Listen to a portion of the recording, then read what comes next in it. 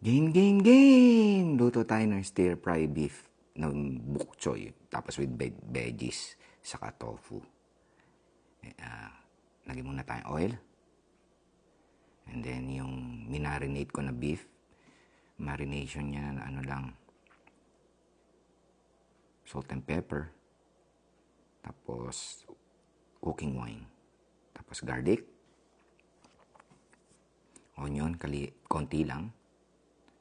Tapos lagyan nyo yung shiitake mushroom. And then lagyan yung sea salt. Saka black pepper.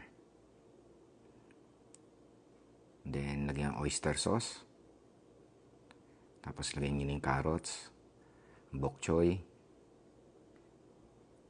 Tapos lagyan nyo na lahat ng mga gulay.